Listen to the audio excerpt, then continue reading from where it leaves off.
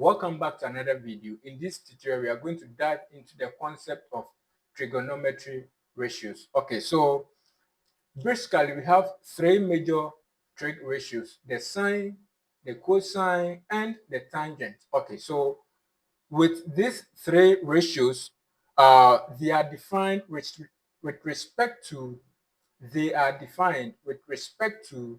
um, the size of a right angle triangle. They are defined with respect to a size of a right angle triangle. So basically, that is how the trig ratios are being defined. So let's look at this right angle triangle. Okay, this is a right angle triangle. This will only this figure will only be a right angle triangle if you have a 90 degrees represented over here. If there is no 90 degrees, you cannot call it a right angle triangle. So this makes it a right angle triangle. Okay, so let's say that you have theta here, and there is, and you name this part A, and this part B, and this part C. Okay, so let's name this size A, B, and C. Okay, now you know that you know about SOHCAHTOA, right? You know about SOHCAHTOA. So with the help of the SOHCAHTOA, we can find the trig ratios. Okay, so we know that SOHCAHTOA, so which is so the SOHCAHTOA. Okay, so basically means sine of the angle. So sine theta equals opposite over hypotenuse. Okay, so once you know this, then come to your right angle triangle, locate opposite. So opposite is basically where the angle, the theta, is facing. So opposite of the angle, so this, and that is A. Okay, so over the hypotenuse. Hypotenuse is the longest side of a right angle triangle, so that is the C. Okay, so basically you know that C squared is equal to A squared plus B squared, right? So for you to get your C, then C will be equal to square root of A squared plus B squared, right? So we substitute that in here, and we're going to have sine theta to be equal to A over square root of A squared plus B squared. Wow. So that is the derivation for sine theta. Okay, so let's check for the cos, which is ca. So cos theta is equal to adjacent over hypotenuse. Adjacent over hypotenuse. So which of the elements is adjacent to this angle? So the only element that is adjacent to these figures, right, is B.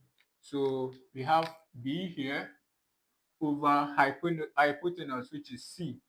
Okay, so we have cos theta to be equal to B over C. And we know that C is equal to square root of A squared plus B squared. Wow. Now, we have all that. Left with only 12, which is tan theta. So we have tan theta to be equal to opposite over adjacent, right? And that is equal to, so opposite is A over adjacent, and that is B. Okay, so that is for tan theta. Tan theta equals A over B. Okay, so we know that tan theta is equal to A over B. So basically, we can derive a formula for this, right? We know that A here and we know B here. So we can make A the subject from sine theta and make B the subject from cos theta. Then we can have something for sin theta, right? So let's do that. So when we make A the subject here, we're going to have A equals sine theta square root of A squared plus B squared, right? So we substitute that here. So we're going to have sine theta times square root of A squared plus B squared. And when we make B the subject here, over here, we're going to have B equals cos theta times square root of A squared plus B squared, right? So over the B, which is cos theta times square root of A squared plus B squared. That is interesting. So you can see that this cancel out this, and we have sin theta equals A over B, sin theta over cos theta. Okay, so that is basically the derivation of sin theta. So that is why usually sin theta is sin theta over cos theta. That is basically the derivation.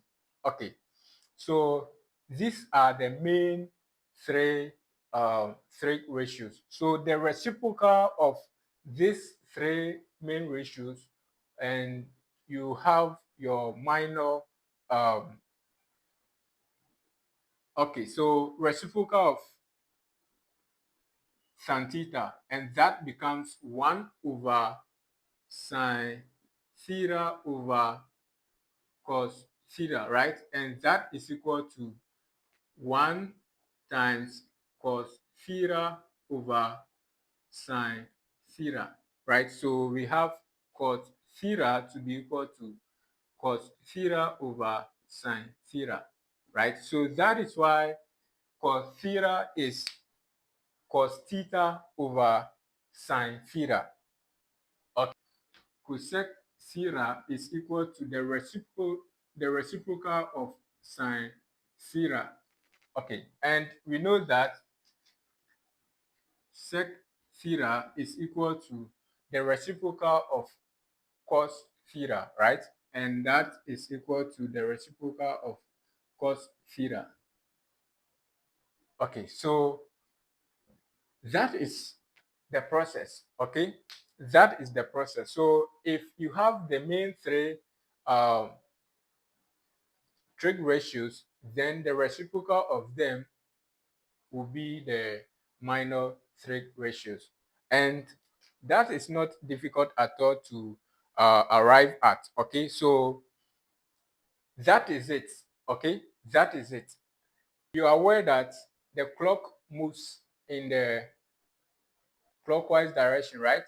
And it moves this way, right? But if you try to move anti-clockwise direction, then the sign becomes positive, right?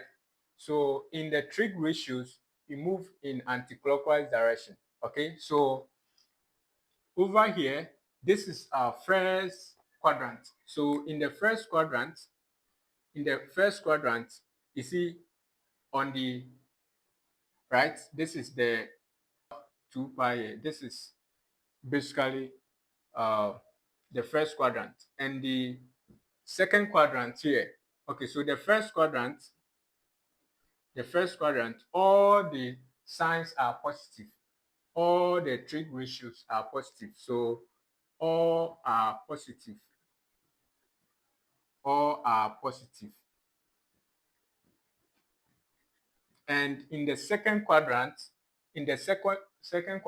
only the sign is positive. Only the sign is positive. So in the second quadrant, only the sign theta is positive. And in the third quadrant, so this is second quadrant, right? This is first quadrant. And the third quadrant, in the third quadrant, only the sin theta is positive, okay? In the third quadrant, only the sin theta or the cot theta, the sin theta is positive. And in the fourth quadrant, only the cosine is positive. Only the cosine is positive. Okay, so basically, these are the signs of the trig ratios on the plane. Okay, so in the first quadrant, all are positive. In the second quadrant, only the sign is positive, and in the third quadrant, only the sign is positive, and in the fourth quadrant, only the cosine is positive. So basically, that is the signs of the trig ratios.